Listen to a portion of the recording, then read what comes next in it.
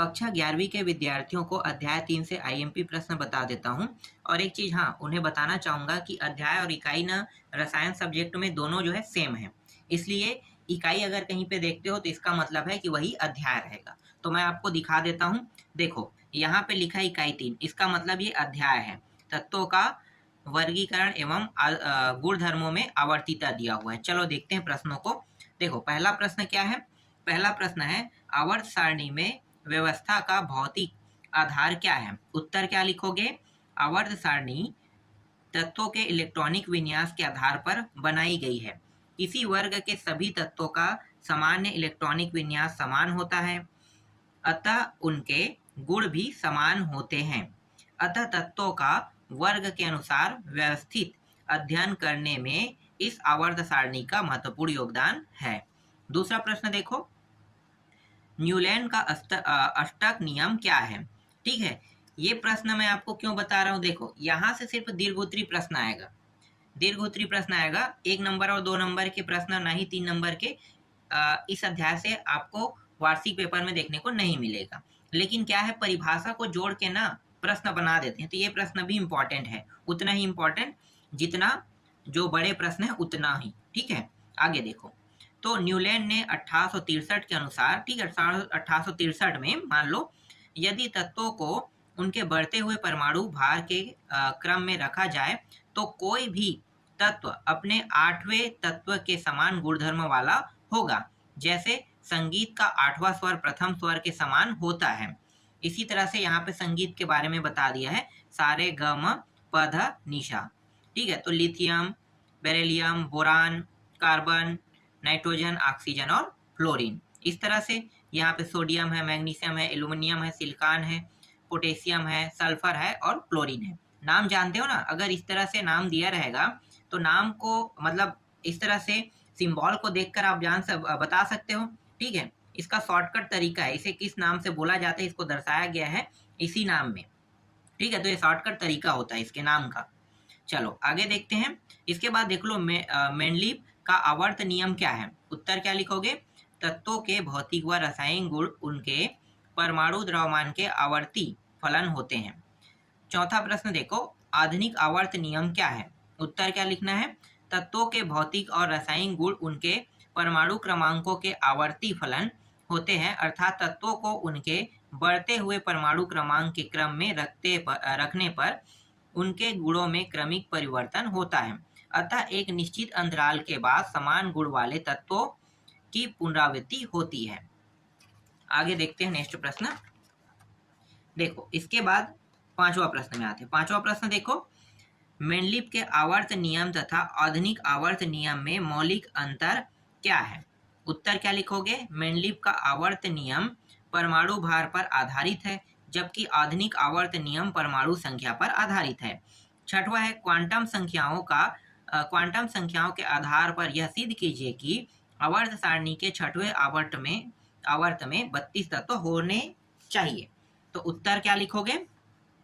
तो देखो, n बराबर 6 के लिए छठा आवर्त होगा जो कि 6s से प्रारंभ होता है तथा इनमें 4f, 5d तथा 6p आएगा, क्योंकि अलग आवर्त 7s से प्रारंभ होगा।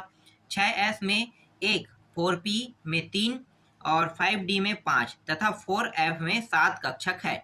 अतः कुल कक्षकों की संख्या 16 है। अतः इलेक्ट्रॉनों की कुल संख्या 32, अतः तत्वों की संख्या भी 32 होगी। एक कक्षक में 2 इलेक्ट्रॉन भरे जाते हैं, यहाँ पे बता रहा है। ठीक है, देखो अगला प्रश्न, सातवां प्रश्न है, परमाणु क्रमांक 106, 118 और 120 वाले तत्वों के IUPAC का नाम तथा प्रतीक लिखिए। तो यहाँ पे बताया गया है। ठीक है, ये कोई बड़ा प्रश्न नहीं है तो इसको छोड़ देते हैं। देखो, एक ही वर्ग में उपस्थित तत्वों के भौतिक और रासायनिक गुणधर्मों समान क्यों होते हैं? उत्तर क्या लिखना है? किसी वर्ग के सभी तत्वों के संयोजी कोष का इलेक्ट्रॉनिक विन्यास समान होता है, अतः किसी वर्ग में उपस्थित तत्वों के भौतिक और रासायनिक गुणधर्म समान होते हैं, क्योंकि गुण बाह्यतम इलेक्ट्रॉनिक विन्यास पर निर्भर करते हैं। इसके बाद 9वां प्रश्न, परमाणु त्रिज्या और आयनीय त्रिज्या से आप क्या समझते हैं? उत्तर क्या लिखना है? परमाणु त्रिज्या मतलब परमाणु के नाभिक तथा बाह्यतम कोश के बीच की दूरी को परमाणु त्रिज्या कहते हैं। एकल आबंध द्वारा जुड़े हुए सहसंयोजक अणुओं में उपस्थित दो समान अधात्विक परमाणुओं के नाभिक के बीच की दूरी का आधा परमाणु त्रिज्या के बराबर होता है। आयनी त्रिज्या क्या होता है? यह आयन का आकार बताती है। किसी आयन के नाभिक तथा उसके अंतिम इलेक्ट्रॉन की दूरी जहां तक आयन का आयनिक बंध में प्रभाव रहता है उसे आयनी त्रिज्या कहते हैं। इसके बाद 10वां प्रश्न देखो। 10वां प्रश्न क्या है? किसी वर्ग या आवर्त में परमाणु त्रिज्या किस प्रकार परिवर्तित होती है? इस परिवर्तन की व्याख्या आप किस प्रकार करेंगे? तो किस प्रकार करोगे? तो यहाँ पे देखो, आवर्त में बाएं से दाएं जाने पर परमाणु त्रिज्या घटती है, क्योंकि आवर्त में कोश तो वही रहता है तथा उसी कोश में इलेक्ट्रॉन आते जाते हैं, लेकिन नाभिकीय आवेश में वृद्धि के कारण बाह्य इलेक्ट्रॉन पर नाभिकीय आकर्षण बल बढ़ता जाता है, जिससे परमाणु त्रिज्या घटती जाती है। ठीक है, ये इसका उत्तर रहेगा। और व्याख्या करने के लिए कहेगा तो थोड़ा सा आपको बढ़ा के लिखना है। ठीक है, आगे देखते हैं। जब 11वां प्रश्न रहेगा, ठीक, 11वां प्रश्न में आते हैं, सीधी सी बात है। सम इलेक्ट्रॉनिक स्पीसीज से आप क्या समझते हैं? एक ऐसी स्पीसीज का नाम लिखिए जो निम्नलिखित परमाणु या आयनों के साथ सम इलेक्ट्रॉनिक होगी। F- AR, Mg+ और Rb+। ठीक है, इस तरह से। इसके बाद देखो उत्तर में, सम इलेक्ट्रॉनिक स्पीसीज जब परमाणुओं तथा आयनों में इलेक्ट्रॉनों की संख्या समान होती है, सम इलेक्ट्रॉनिक स्पीसीज कहते हैं। इनमें नाभिकीय आवेश भिन्न भिन्न होते हैं। F- 9+1 दिया है और यहाँ पे 10 इलेक्ट्रॉन के सम इलेक्ट्रॉनिक N-3। ठीक है, इस तरह से। तो यहाँ पे आप पूरा दिखा देता हूँ मैं आपको। चलो आगे देखते हैं। इसके बाद देखो, निम्नलिखित स्पीसीज का है तो इन सब के बारे में भी सेम बताना है। इसका भी उत्तर आपको दिखा देता हूँ। ठीक है, चलो आगे देखें। इसके बाद 13वां प्रश्न देखो। 13वां प्रश्न में क्या दिया है? यहाँ पे देखो, धनात्मक नहीं, धनायन लिखा है। धनायन अपने जनक परमाणुओं से छोटे क्यों होते हैं और ऋणायनों की त्रिज्या उसके जनक परमाणुओं की त्रिज्या से अधिक क्यों होती है? व्याख्या कीजिए। व्याख्या करना है तो आपको मैं उत्तर दिखा देता हूं। ठीक है, ये रहा इसका उत्तर। इसके बाद 14वां प्रश्न देखते हैं। हाइड्रोजन परमाणु में आग व्यवस्था में इलेक्ट्रॉन की ऊर्जा 2.18 × 10⁻⁻18 J है। परमाणुिक हाइड्रोजन की आयनन एंथैल्पी J mol-1 के पदों में परिकलित कीजिए। तो इसका भी उत्तर मैं आपको दिखा देता हूं। फिर यहाँ पे देखो, विद्युत ऋणता किसे कहते हैं? तो विद्युत ऋणता किसे कहते हैं? तो किसी अणु में उसके एक परमाणु द्वारा साझे के इलेक्ट्रॉन युग्म को अपनी ओर खींचने तथा आंशिक रूप से ऋणावेशित हो जाने की प्रक्रिया को उसकी ऋण विद्युतता कहते हैं। अब यहाँ पे देखो, यहाँ पे बताया गया है HCl के बारे में। ठीक है, तो H प्लस आवेश रहेगा और ये जो क्लोरीन है ये माइनस आवेश रहेगा। फिर उभयधर्मी ऑक्साइड किसे कहते हैं? देखते हैं। यहाँ पे देखो, उभयधर्मी ऑक्साइड किसे कहते हैं? वे ऑक्साइड जो अम्लीय एवं क्षारीय दोनों प्रकार के गुण प्रदर्शित करते हैं, अर्थात अम्ल और क्षार दोनों से क्रिया करके लवण और जल बनाते हैं, उभयधर्मी ऑक्साइड कहलाते हैं।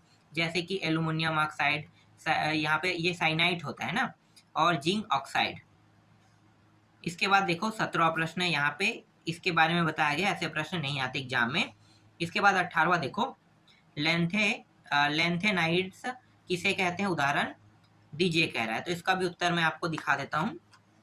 फिर देखो, एक्टिनाइड्स किसे कहते हैं? उदाहरण दीजिए, इसका भी उत्तर देख लो। ठीक है, यहाँ पे जो तत्व है ये इंपॉर्टेंट है। थोरियम है, ये Pa का मतलब मुझे याद नहीं आ रहा है क्या होता है, ये यूरेनियम होता है। इसके बाद 20वां प्रश्न देखो, ये 20वां प्रश्न, परमाणु द्रव्यमान की तुलना में किस तत्व का परमाणु क्रमांक उस तत्व के गुणों को दर्शाने में अधिक सक्षम है? इस कथन की पुष्टि कीजिए। तो इसका भी उत्तर यहाँ पे लगा हुआ है। ठीक है, अभी तक मैं जितना प्रश्न बता रहा हूँ वो 4 नंबर के लायक नहीं है, तो ये प्रश्न एग्जाम में नहीं आएगा, लेकिन अर्धवार्षिक पेपर में ये प्रश्न देखने को मिलेगा। तो अर्धवार्षिक पेपर और त्रैमासिक पेपर के लिए इन प्रश्नों की अच्छे से तैयारी कर लेना, ठीक है। तो चलो आगे दिखाता हूँ। यहाँ पे देखो क्लोरीन की बात कर रहा है और क्लोरीन माइनस का आकार बड़ा क्यों होता है ये पूछ रहा है ना। तो उत्तर क्या लिखना है, ये इसका उत्तर है, लिख लेना। फिर 22वां प्रश्न दिखाता हूं मैं आपको। आप क्या सोचते हैं कि O की द्वितीय इलेक्ट्रॉन लंबित एंथैल्पी प्रथम इलेक्ट्रॉन लंबी एंथैल्पी के समान धनात्मक, अधिक ऋणात्मक या कम ऋणात्मक होगी? अपने उत्तर की पुष्टि कीजिए। तो ये उत्तर आपको लिखना है। इसके बाद 23वां प्रश्न देखो, 23वां का उत्तर आपको ये लिखना है। 24वां प्रश्न दिखाता हूँ, ठीक है, ये 24वां का उत्तर है और आधा उत्तर यहाँ पे है, ठीक है, ये रहा। देखो लिथियम मैग्नीशियम यहाँ पे ये इसके साथ इस तरह से बताया है ना। तो ये द्वितीयक है, ये तृतीयक, द्वितीयक तृतीयक, द्वितीयक तृतीयक के साथ बॉन्ड बना रहा है। चलो आगे देखते हैं।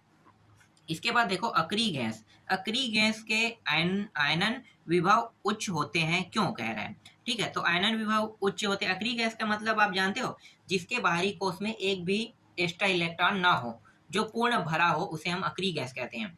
जैसे किसी जैसे कि 2 8, देखो 2 8 8, ठीक है, 18 इस तरह से। तो यही इसका नियम है ना, तो यही है बाहरी कोश वाला, ठीक है। तो इसमें क्या है, ना तो 1 है, ना तो 2 है, ना तो 3 है, ठीक है। तो इसको हम अक्रिय गैस कहेंगे, जिसमें जिसके बाहरी कक्ष में एक भी इलेक्ट्रॉन नहीं पाया जाता है। अब क्या पूछा है यहाँ पे, आयनन विभव उच्च होते हैं क्यों, कह रहे हैं। तो आयनन विभव उच्च क्यों होते हैं, इसलिए उच्च होते हैं क्योंकि इसके स्थायित्व तो अधिक होता है और इसमें इलेक्ट्रॉन निकलने हेतु उच्च ऊर्जा की आवश्यकता होती है, इसलिए। अब 4 नंबर के प्रश्न में आते हैं। यहाँ से जो प्रश्न आपको देखने को मिल रहा है ना, ये प्रश्न आपके एग्जाम में आएगा वार्षिक पेपर में। अभी तक मैंने जो बताया वो अर्धवार्षिक के लिए था, अब वार्षिक पेपर के लिए आते हैं, ठीक है। त्रैमासिक और अर्धवार्षिक के लिए मैंने बता दिया, अब वार्षिक वाला आते हैं। तो वार्षिक में यहाँ से प्रश्न देखने को मिलेगा, मेंडलीव की आवर्त सारणी के प्रमुख दोष लिखिए। तो दोष लिखना है, तो ये रहा, ठीक है। यहाँ पे इसका उत्तर लगा, सबका उत्तर मैं लगा रहा हूँ। इसके बाद दूसरा प्रश्न देखो, मेंडलीव की आवर्त सारणी की उपयोगिता लिखिए। उपयोगिता देखना है, तो इसका भी उत्तर आपको दिखा देता हूँ, ठीक है, ये इसका उत्तर है। इसके बाद डायरेक्ट आते हैं तीसरा प्रश्न में, ठीक है। थोड़ा सा बचा हुआ था ना दूसरा प्रश्न का। तो देखो दूसरा है नए तत्वों की खोज में सहायक है। अब आते हैं तीसरा को, देखो यहाँ पे लिथियम है, बेरिलियम है, और ये क्या होता है, नाम भूल रहा हूँ मैं इसका, कार्बन, फिर ऑक्सीजन, नहीं ये बोरान है, ये बेरिलियम है, और कार्बन है, ऑक्सीजन है, नाइट्रोजन है, फास्फोरस है और नियॉन है, ठीक है। इस तरह से क्या पूछा है, व्याख्या करने के लिए कहा है ना, व्याख्या करना है। तो व्याख्या करोगे, जिसका उत्तर मैं आपको दिखा देता हूँ। 4 नंबर का प्रश्न है, ये रहा, 2 हिस्सों में देख लो, ठीक है। आगे दिखाता हूँ चौथा प्रश्न, ये रहा चौथा प्रश्न। इसका उत्तर मैं आपको दिखा देता हूँ। चौथा प्रश्न का बहुत बड़ा बड़ा उत्तर है यहाँ पे अब आ रहा है, और यही बड़े उत्तर को आपको लिखना है, ठीक है, ये उसका आधा हिस्सा है, ठीक है। 5वां दिखाता हूँ। 5वां प्रश्न क्या है, 5वां प्रश्न है इलेक्ट्रॉन बद्धुता या इलेक्ट्रॉनिक लंबित एंथैल्पी किसे कहते हैं। फिर वही प्रश्न आ रहा है, ठीक है। इसका डायरेक्ट मैं उत्तर दिखा देता हूँ, ठीक है। ये देखो, एक है आवर्तिता, आवर्त में और वर्ग में, ठीक। 6वां प्रश्न देखो, ये 6वां प्रश्न है, ऐसे प्रश्न एग्जाम में नहीं आते हैं, इसको आप छोड़ सकते हो, ये एग्जाम के लायक प्रश्न नहीं है, ठीक है।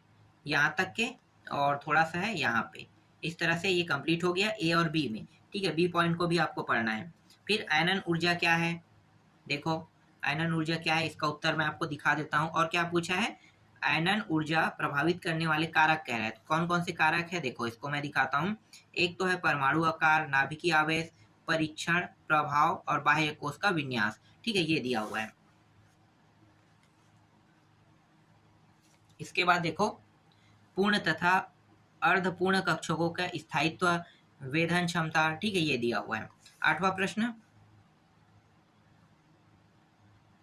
8वां प्रश्न में इलेक्ट्रॉन बद्धुता किसे कहते हैं, इसे प्रभावित करने वाले कारकों के संक्षेप में लिखिए, कह रहा है, संक्षेप में लिखना है, ठीक है। तो इसका उत्तर मैं आपको बता देता हूँ। देखो एक तो परमाणु या आयनन का आकार है, दूसरा क्या है, प्रभावी नाभिकीय आवेश है, तीसरा है बाह्यतम कोश का इलेक्ट्रॉनिक विन्यास है, चौथा है अर्धपूर्ण तथा पूर्ण पूरक पूरित कक्षक है, इस तरह से।